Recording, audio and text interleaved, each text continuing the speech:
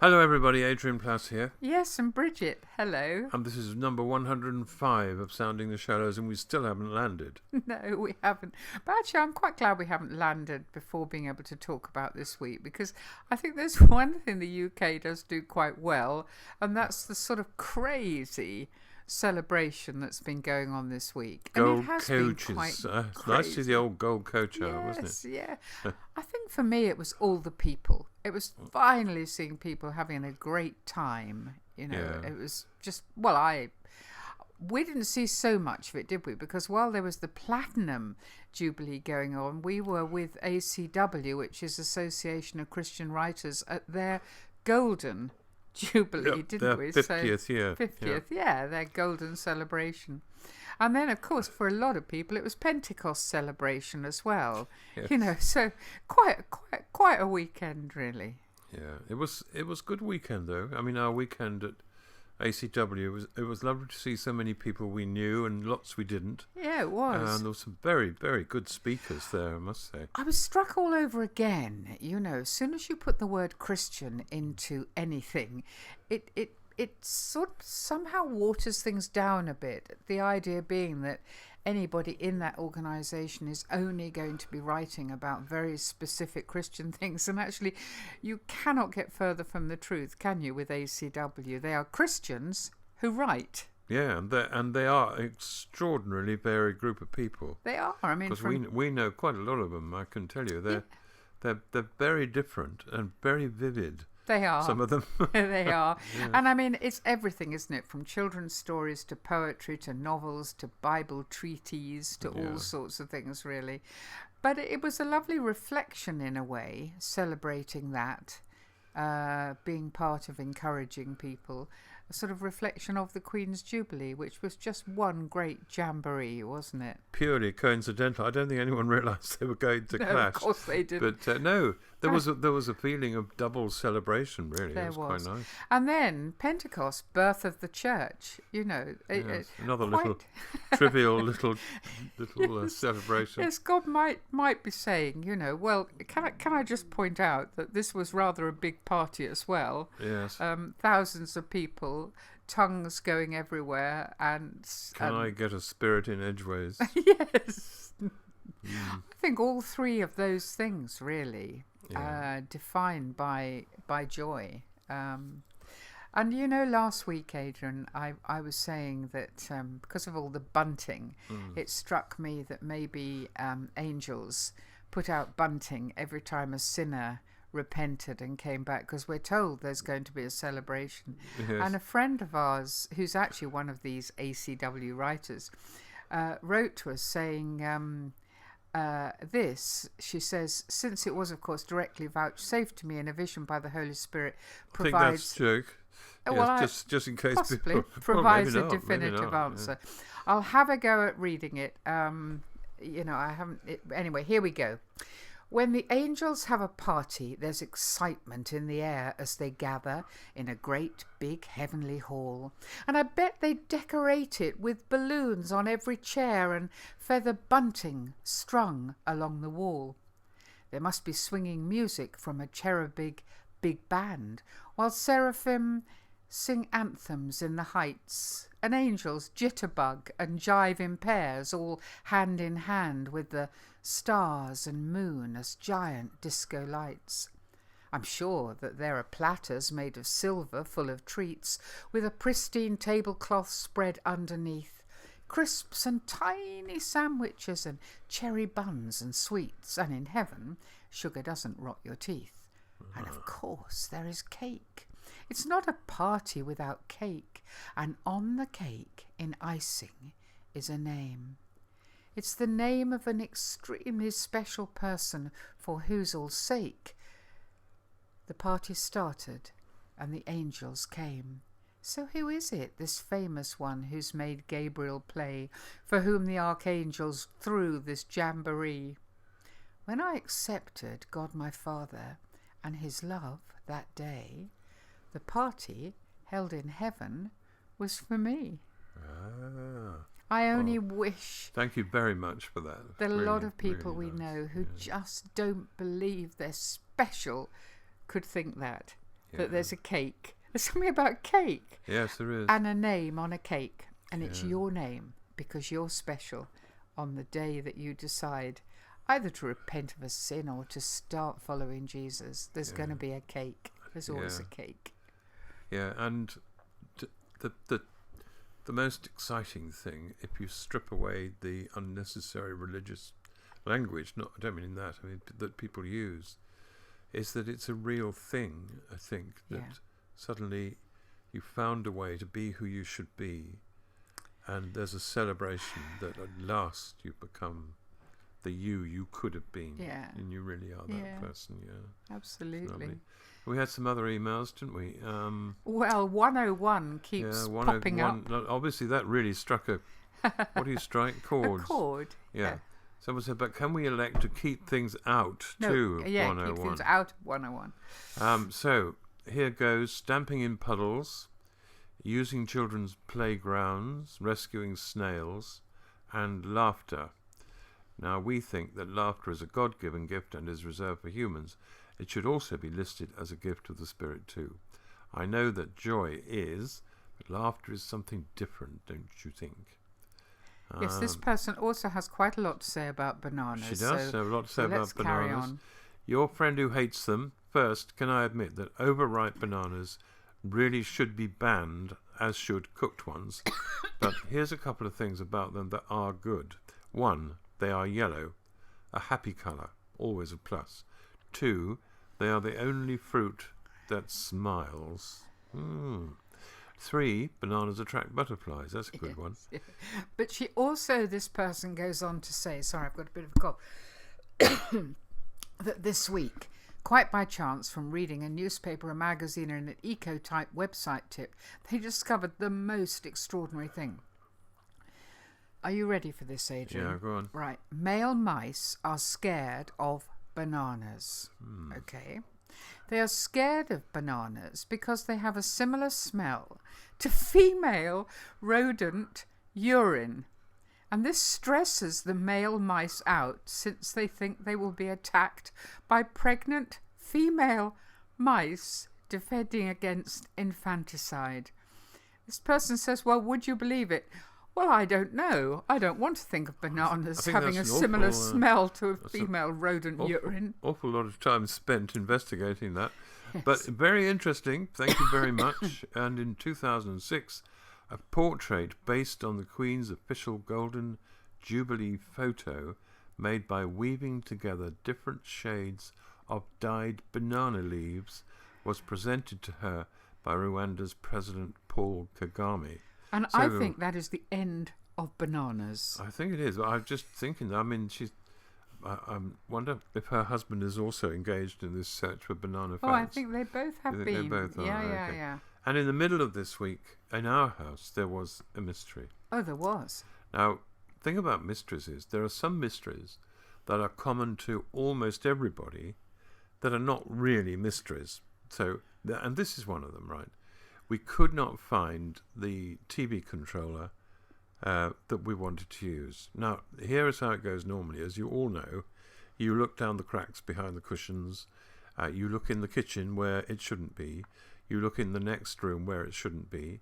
Then you think, oh, for goodness sake, someone's taken it upstairs. I was going to say, then you blame everybody. Yeah, you blame everybody. You go upstairs. You look in the toilet. Why? I don't know. But you're running it. You're running it. I do. You're running out of places to look. You quickly look in the bedrooms, and then you come back downstairs. You think, I didn't look in the chairs properly. I'm going to look in the chairs properly. But this time, and usually you find it. In the end, you find it. And ours is quite a large controller. It is, yes. In the end, we gave up. Right. Yes, and the next morning. And the next morning, I can't remember who it is who went into the kitchen. I went into the kitchen to empty the dishwasher. To empty the dishwasher. And there, in the dishwasher, was the TV controller. Now, we have to add a small fact to this mystery to explain how that happened. A 1-year-old small fact. Grandson, who is 1 year and 3 months old, his name is Rafa. Rafa had obviously deposited this controller in the dishwasher, and when I heard it was there, I remembered going into the kitchen, seeing the dishwasher open, and Rafa standing next to it, and saying to him, "No, Rafa, no, you mustn't touch that." And then I closed it. I closed it, and he, with a sort of wild joy in his eyes, wandered off into the next room. So Rafa did it. Yes. And we've sent for a new one because this one is very dry and very useless. Yes, it is. So the mystery thoroughly was solved. washed. Yeah. We forgave him, as we forgive everybody when they put the things in our dishwasher. But in a way, that was all part of this sort of colourful muddle of a week, really, where there are thousands of people celebrating here, and a lot of emotions swirling around. But in a way, that's like, I don't know how to put it, it's like a sort of wonderful filling to a rather depressing, bitter-tasting sandwich all around it, What's isn't the it? bitter-tasting? Well, what I was thinking was, on the one hand, I don't think anybody in the UK will have been thrilled by what's been happening with a vote of no confidence and some people on one side, some people on another, but a kind of sad, grubby feeling around the whole thing, whichever side you took about what has now been called Partygate. And then on the other side, this dark, devastating news coming from Ukraine continually of people's lives being broken, really. So it has been amazing to have this great celebration. But we heard a quote this weekend, didn't we? Yeah, it's interesting, really, and it's quite hard to very quickly define the meaning of it. And I haven't got it in front of me, but I'll tell you as far as I can recall. The quote was, well, it was from Bonhoeffer. From Bonhoeffer, yeah, who is a German theologian and someone who died for his faith in the end and wrote some wonderful stuff. During the Nazi. Yeah, that's right. Period. So he said, if you get on the wrong train, it's no good then running as fast as you can down the corridor in the other direction.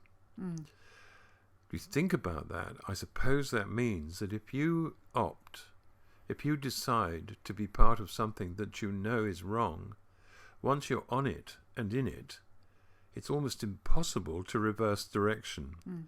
And you might have to try and kid yourself that you're reversing direction. I mean, he was talking, wasn't he, about people supporting the Nazi regime. Yes, of course. But, I mean, you had an experience years ago that some people will have heard this story, won't they? But a completely different scenario. Well, it's about trains, apart from the fact it's it's about a train, yeah. And it was about a couple I knew, and she worked in London and used to get the 6:30 train, I think it was, Charing Cross. They're both no longer alive, either of them, but so we can tell this story. To go up to Charing Cross, and he was a sort of quite a quiet man and thoughtful sort of person, and they were very happy, very happy. And he worked at home. And then one day she met a man on the train. We shouldn't meet him. He was sitting opposite her. And she thought, that's a good-looking man. There's nothing wrong with thinking that, is there? But that's what she thought. And the next morning, there he was again on the 6:30. And she thought, he is a good-looking man. They had a sort of saying hello conversation. And as the mornings passed that week and the next week, that relationship began to grow until it was assuming proportions that were really probably not going to be very helpful. And she got very, very worried about it because she felt it was really on the verge of becoming something quite different. And so she decided to tell her best friend. Now, you all think I'm going to say Jesus, don't you? But it wasn't. And actually, I'm not saying he isn't her best friend, but actually it was a very good thing that she told her husband. And being the way he was, I don't know what you would have done, whether you would have, if it was you listening to this, whether you'd have splurged everywhere. But he came over and put his arm round her shoulders, and he just said 2 words. He said, change trains. And she did change trains. She changed to whatever it was, the 7 o'clock or the 7:30. But the point about that was that there is always a point. There is always a point, and I'm pretty sure some of the people listening here will have been there or are there, where you can go back. You're not yet quite on the train, and I don't mean the 6:30 to Charing Cross, but you're not on the train that will take you to the wrong place. And later on, you will be in a position where you cannot go back. So, fortunately, she was able to do something at the time when it really, really made a difference. And that's the luxury, in a way, of living in a society where your decisions aren't made for you. And I think that's what really struck me. We heard this quote from somebody who was writing about, she'd written a book called The Girl and the White Dog, and it was all to do with Nazi Germany, and it was to do with the drip feeding of propaganda to children. And she made a point that's still ringing in my ears, because she said, and of course it's true, and of course I knew it to be true, but I hadn't really thought about it, that children joining the Hitler Youth were lovely kids. There was nothing wrong with them. They were joining up because it was fun going camping, and it was fun marching around and singing songs and being approved of. And there was film of Hitler smiling and playing with children and talking in a very avuncular way to them. But in order to be that, there had to be a baddie. And that's the way that fairy stories work. And I haven't been able to get that out of my mind, because when you think of the media that surrounds us, even in a free society like ours, there's a drip, drip, drip on our children, creating a lot of what they think. And although we desperately don't want to be a prejudiced society, and I think one of the glorious things about the pageant showed how multicultural this country is. Now, I know there are massive problems all over the place, and terrific problems with the whole money thing at the moment, and it's becoming a nightmare for a lot of people. But to celebrate the multiculturalism, to celebrate difference, to celebrate that a freedom to celebrate, struck me that there's a lot of people who aren't able to change trains, partly because they've become convinced they're on the right train, or simply because they're too frightened to get off the train. I think we reckon the Queen got on the right train, didn't she? Yeah. We were saying last week about how she made promises that she kept all her life, and a lot of that was sustained by love, because her father obviously really loved her. And by her faith, and which by she her faith, actually, has always publicly spoken of. And now it is quite extraordinary how deeply this time has got into my insides when I hear her and see her now. And I think you did it. You did it. You came right through to the end, and you came onto the balcony for your 5 minutes, and you probably thought, how soon can I sit down again? Yes. And eventually and you met Paddington Bear. I mean, come on. Now there's a privilege for the Queen, isn't it? Yeah. Yes, absolutely. Yeah. So it's been a real mixture this week, and I hope there's been some good things in it for other people, and any of the things we've talked about and thrown out today would be great to get a reaction. Anything to say about? Can I just say no more about bananas? No, we'll leave bananas now. We're crushed by them. I just wanted to say, people who think they might not be on the right train, having talked to a couple of people over the last few days, I have to say, I know some people, you can be on the right train, but you can be sitting in a seat curled up in agony and fear because you don't think you belong on the train. Yes. But you're on it. Reserve seat. On a reserved seat. You're going in the right direction. You're going to feel really bad every 10 minutes. But you are going to a place where you want to be. Yeah. And it's really tough that some people, for years, go on feeling that they're not worthy, they don't amount to anything. Yeah. Are they in the right place? Well, and they've just got to think about that cake, Adrian. Yeah, think about that the cake with their name on. Yeah. If you're on the right train, you'll be okay. It might take time, but it'll be all right. Yeah. So There we are. We've sorted the world out yet again. And we'll sort another bit out next week. So, see you next week. Bye-bye. Bye-bye. Bye.